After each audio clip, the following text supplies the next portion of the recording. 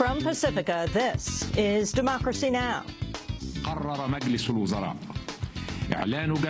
The government has decided to declare the Muslim Brotherhood a terrorist group and its organization a terrorist organization, as defined in Article 86 of the Penal Law. Egypt escalates its crackdown on the Muslim Brotherhood and other critical voices, arresting 4 Al Jazeera reporters.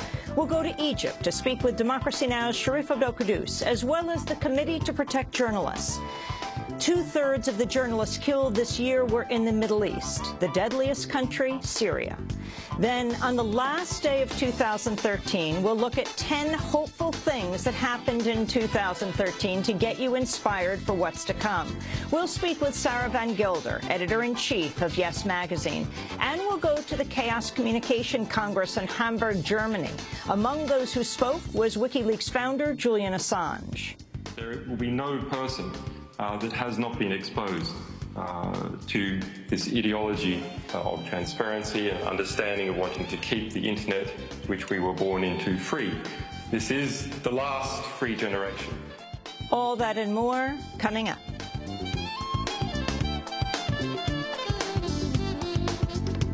Welcome to Democracy Now!, democracynow.org, the War and Peace Report. I'm Amy Goodman. Iraq is capping off its worst year of violence since the height of the U.S. occupation. According to the United Nations, more than 7,150 civilians and 950 security forces have been killed this year, the highest annual total since 2008. On Monday, at least 13 people were killed in clashes when Iraqi police raided a Sunni protest camp in Anbar province. Protesters had been camped out for a year to protest the marginalization of Sunnis by the Shiite-led government. More than 40 Sunni lawmakers announced their resignations following the raid. Separate attacks across Iraq killed at least 11 other people. Police in Russia have rounded up dozens of people in the city of Volgograd following the twin bombings of a railway station and trolley bus. The toll from the attacks has risen to 34. No one has claimed responsibility, and it's unclear whether any of those detained today were involved. Russia is due to host the Winter Olympics in Sochi in just over a month. Rebels in South Sudan are claiming to have retaken the key town of Boer after a fierce battle with government forces. Boer is considered a crucial point on the path to the capital, Juba. Rebel leader Riek Machar has also reportedly agreed to enter peace talks with the South Sudanese government in Ethiopia.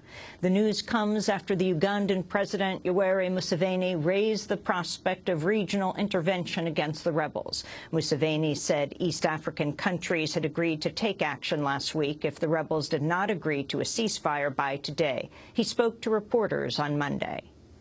We gave Riek Machar some 4 days to respond, and if he doesn't, we shall have to go for him, all of us. That's what we agreed in Nairobi. Mr. President, when you say you'll go for him, what does that mean? And have you... The violence in South Sudan has killed more than 1,000 people. Speaking on Monday, Gerard Araud, the UN Security Council president for this month, said 180,000 people have been displaced. The situation of the human rights is also pretty worrying. There are reports of torturing, killing, disappearance, and on ethnically targeted violence, actually. So the human rights sector or component of the mission has been upgraded, and investigations and reporting have been upgraded so there could be accountability at the end of this tragedy. Troops in the Democratic Republic of Congo quashed a coordinated series of attacks on the airport, a military barracks, and the headquarters of the state television station Monday. In total, about 100 people were killed. The attackers were followers of a pastor who's accused the government of harassing his supporters. The United Nations is urgently appealing for access to a Palestinian area of Damascus where people are dying from hunger. A UN official says some 20,000 Palestinians are trapped inside the Yarmouk district of Damascus amidst fighting between the regime and rebels. Since the last delivery of UN aid in September, 15 people have died there from malnutrition, including 5 this past weekend. The watchdog tasked with overseeing the dismantling of Syria's chemical weapons is set to miss its deadline to remove the deadliest materials from Syria. The organization had planned to transport the materials to the port of Latakia and ship them out of the country by today. But the group has cited roadblocks ranging from bad weather to logistical hurdles. The head of the effort, Sigrid Kaag, said security is a top concern. Security. I think all parties agree that this is, of course, a big concern, always, but it also impacts the safety of any convoy and the safety of any effort. So you need to plan to make everything as secure and safe as possible for the civilian population, for those who need to conduct the operation, and then the government needs to plan for any eventuality in the journey from different sites to Latakia and in Latakia itself. The Lebanese military says it fired on Syrian helicopters that entered its airspace Monday, marking the first time it's done so during the Syrian conflict. The incident came a day after Lebanon announced it would receive $3 billion in military aid from Saudi Arabia. Israel's released a group of 26 Palestinian prisoners amidst reports it will unveil plans for 1,400 new settlement homes in the West Bank. The prisoners are the third batch to be released since U.S.-brokered peace talks began in July. Both the earlier prisoner releases were also accompanied by the announcement of new settlement plans. Palestinians have warned the settlements could derail the peace talks. Secretary of State John Kerry is returning to the region this week. Speaking Monday, State Department spokesperson Marie Harf said Kerry will present a proposed framework for a peace deal. During this trip, the Secretary will discuss with both leaders the proposed framework for negotiations. As we've said, this framework would serve as guidelines for the permanent status negotiation and would address all the core issues.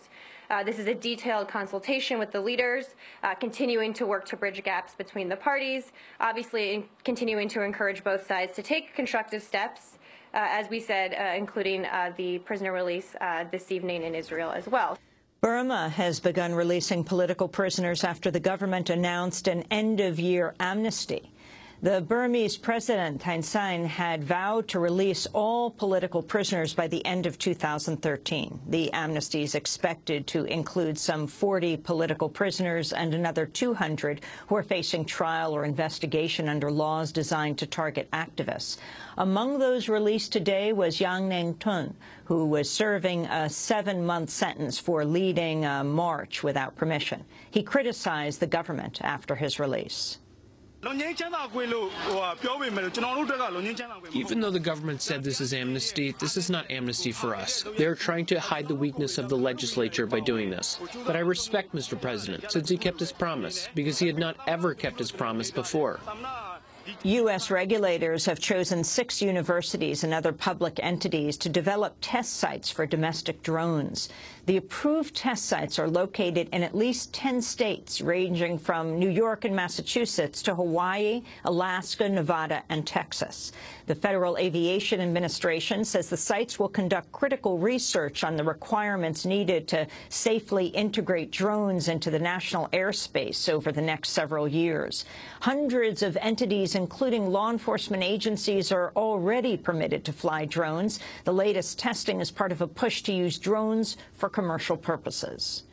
A new survey finds more than 80% of Americans oppose the war in Afghanistan, making the occupation potentially the most unpopular in U.S. history. The poll by CNN and ORC International found just 17% of Americans support the war, a steep drop from 52% 5 years ago. CNN reports the disapproval numbers are higher than comparable data for both Iraq and Vietnam. Only a quarter of Americans want U.S. troops to remain on the ground beyond 2014. But the Obama administration is currently pressuring Afghanistan to accept a deal to keep U.S. troops beyond that deadline. A new U.S. intelligence report predicted U.S. gains from the 12-year conflict will be eroded within 3 years without a large military presence. A new report by the Committee to Protect Journalists says at least 70 journalists died on the job in 2013. At least 29 journalists died covering the civil war in Syria. Another 10 were killed in Iraq. Egypt was the third most violent country for journalists, with 6 killed for their work last year.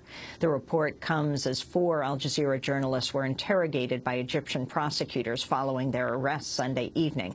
We'll have more on Egypt and the new report after headlines.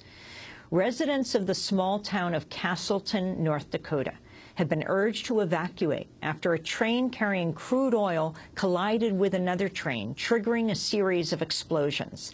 The BNSF railway train stretched about a mile long and was carrying more than 100 oil-laden cars, about 10 of which caught fire.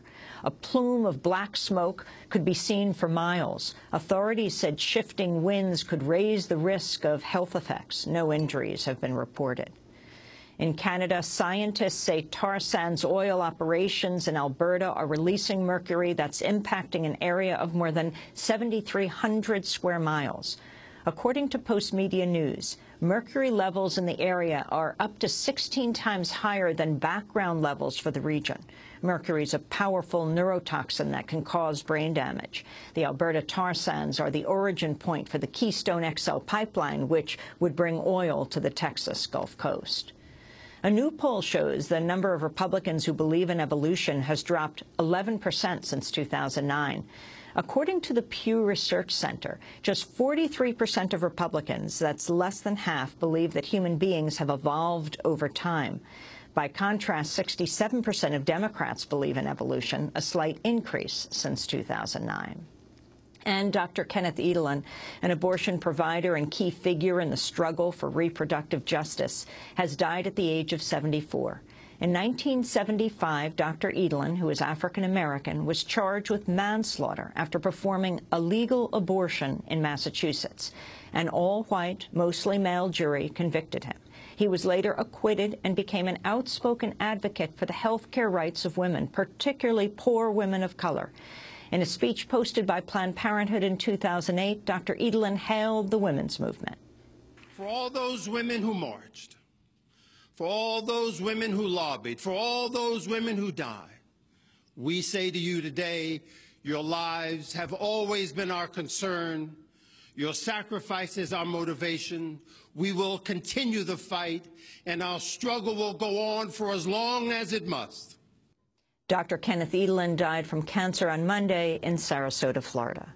And those are some of the headlines. This is Democracy Now!, democracynow.org, The War and Peace Report. I'm Amy Goodman. Thanks so much for watching this report from Democracy Now!, your daily, independent, global, grassroots news hour. We don't accept advertising or corporate funding, but rather rely on donations from viewers like you. Please make your contribution by visiting democracynow.org today.